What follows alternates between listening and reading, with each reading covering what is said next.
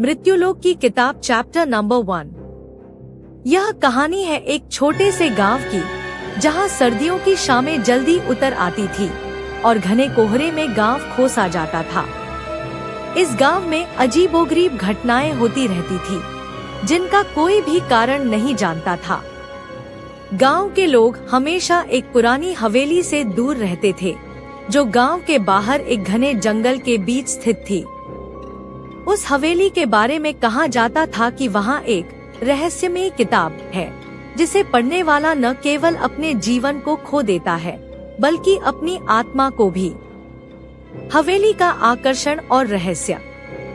अमन एक 30 साल का युवक था, जो अपने शहर से गांव अपने दादा दादी के पास आया था। वह एक पुरातत्वविद था और उसे रहस्यमयी चीजों में बहुत दिलचस्पी थी। गांव के लोग उस हवेली के बारे में फुसफुसाते हुए बातें करते थे, लेकिन कोई भी उस हवेली के करीब जाने का साहस नहीं करता था। अमन को इस जगह के बारे में सुनकर अजीब सा आकर्षण हुआ। एक शाम जब कोहरा पूरे गांव में छा गया था, अमन ने हवेली की ओर जाने का फैसला किया। हवेली बहुत पुरानी और जर्जर हो चुकी थी। उसकी दीवारों पर काई लगी हुई थी और दरवाजे टूटे फूटे थे। हवेली के अंदर अंधेरा और सन्नाटा था। अमन ने टॉर्च की रोशनी में इधर-उधर देखा। अचानक उसकी नजर एक कमरे पर पड़ी, जिसकी दीवारों पर अजीबोगरीब चित्र बने हुए थे। कमरे के बीचों बीच एक लकड़ी की मेज पर एक पुरानी किताब रखी हुई थी। किताब की सजावट बहुत अजीब थी। उस पर कई प्रकार की रहस्यमयी चिन्ह बने हुए थे। किताब का अनावरण। अमन ने उत्सुकता से उस किताब को उठाया। उसकी उपस्थिति में ही कुछ अजीब सा हुआकमरा ठंडा होने लगा और अमन के शरीर में अजीब सी कंपी दौड़ गई। किताब का कवर मोटे चमड़े से बना हुआ था और जब उसने उसे खोला तो उसके अंदर की भाषा को वह समझ नहीं पाया, लेकिन उसे ऐसा लगा जैसे किताब के शब्द उसकी आत्मा में समा रहे हों। उसे एक अजीब सी बेचैनी और घबराहट महसूस होने लगी। उसने किताब को बंद करने की कोशिश की, लेकिन उसके हाथ अनजाने में ही पन्नों को पलटते चले गए। किताब के अंदर जैसे ही उसने एक विशेष पन्ना खोला, अमन को अपने परिवार के सदस्यों के चेहरे दिखाई देने लगे। वह दंग रह गया।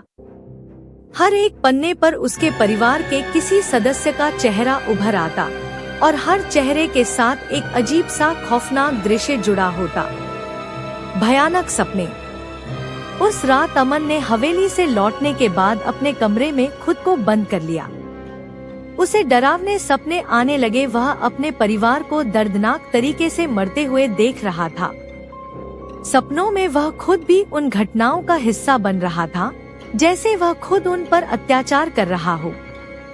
वह पसीने में तरबतर जागता, लेकिन फिर से सोने पर वही सपना उसे सताने लगता। धीरे धीरे अमन की मानसिक स्थिति बिगड़ने लगी। उसने खुद को बाकी दुनिया से काट लिया। गांव के लोग उसे देखते थे, लेकिन उसके अजीबोगरीब व्यवहार से वे और भी डरने लगे। अमन के सपने अब उसकी जागती आंखों के सामने भी आने लगे। वह अपने परिवार के सदस्यों को देखकर घबराने लगा था। भयानक सपने।